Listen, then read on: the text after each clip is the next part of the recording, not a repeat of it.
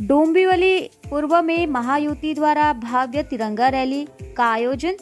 इस rally में भाजपा के पूर्व मंत्री व भाजपा के प्रदेश कार्याध्यक्ष विधायक रविंद्र चौहान, उसके साथ ही कल्याण पूर्व की विधायक सुलभा गायकवाड़, कल्याण ग्रामीण के विधायक राजेश मोरे, भाजपा कल्याण जिला अध्यक्ष नंदू परब के साथ सैकड़ों कल्याण डोंबिवलीकर इस रैली में सहभागी हुए।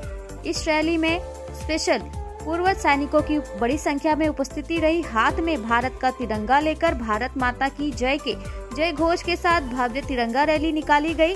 इस रैली की शुरुआत डोंबिवली के श्री गणेश मंदिर से हुए और रैली का समारोह डोंबिवली के छत्रपति शिवाजी महाराज चौक पर राष्ट्रगीत के साथ हुआ।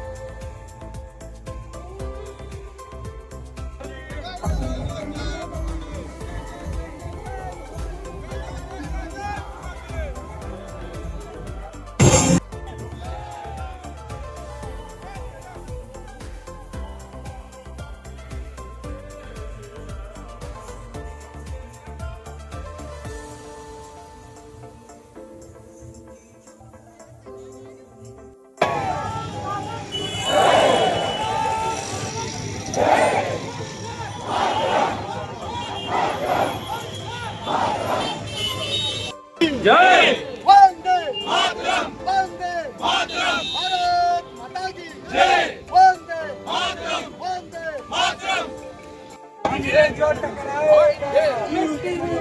मध्ये भारतीय सैन्याने केलेला पराक्रम, देशाचे पंतप्रधान नरेंद्र मोदीजी यांच्या नेतृत्वामध्ये जे सिंदूरच्या नावाने जे ऑपरेशन पाकिस्तानी दहशतवाद्यांच्या विरोधात झालं, या पराक्रमाच्या पाठीमागे आणि हा दहशतवाद हा समूळ उपटून काढला पाहिजे म्हणून संपूर्ण देश हा सैन्याच्या पाठीमागे उभा आहे हे सांगण्यासाठी सर्व ठिकाणी या रॅली निघत आहेत. डोंबिवली शहरामध्ये सुद्धा आज ही रॅली निघाली आहे. प्रत्येक भारतीयाला अभिमान वाटेल असं काम भारतीय सैन्य करत आहे आणि आम्हाही सर्वांना भारतीय म्हणून या सगळ्या गोष्टीचा खूप खूप अभिमान आहे. बलुचिस्तानला पण असं वाटतं की आमचा देश वेगळा करावा आणि भारताला पण ते सपोर्ट करत आहे, याबद्दल काय? हे या सगळ्या गोष्टी ज्या आहेत दहशतवादाच्या विरुद्ध संपूर्ण जग एकत्र झालेलं आहे. त्यामुळे या दहशतवाद हा यानंतरच्या काळात आणि ह्या अतिरेकी कारवाया या संपूर्ण जगामध्ये होता कामा नये म्हणून सर्व जग हे एकत्र झालं आहे. त्यामुळे भारताला हा जो पाठिंबा मिळतो आहे तो त्यामुळेच मिळतो आहे. धन्यवाद. पहलगाम में जो अतिरेकियों ने जो हमला किया था और उनको सबक सिखाने के लिए मोदी जी ने ऑपरेशन सिंदूर जो किया था उसके सम्मान में सभी सैनिकों के सम्मान में जो सभी जवानों को उत्साह बढ़ाने के लिए ये डोंबिवली का सभी डोंबिवली का राष्ट्रप्रेमी लोगों से उनकी तरफ से एक तिरंगा रखी थी. जय हिंद, जय भारत. पहलगामचा हल्ला हे एक आपल्यासाठी खूप दुःखद घटना आहे. यातून आपल्याला जर बाहेर पडायचं असेल तर हे भारतीय एकात्मता दाखवणं खूप गरजेचं आहे. त्यातून हे भारत हा एक किती महत्त्वाचा आणि सर्व देशांसाठी किती महत्त्वाचा देश ठरलाय. पाकिस्तानात आपल्यासाठी किती घाबरून आहे आपल्यापासून हे याच्यातून दिसून येत आहे. तर आपण असंच एकजुटीने राहिलं पाहिजे आणि आपल्या विरोधकांना, आपले जे विरोधी आहेत, शत्रू आहेत परराष्ट्रीय, त्यांना देखील आपण असंच उत्तर दिलं पाहिजे आणि आपल्या ठोस उत्तर कार्यातून आपल्याला ठोस उत्तर द्यायचं आहे.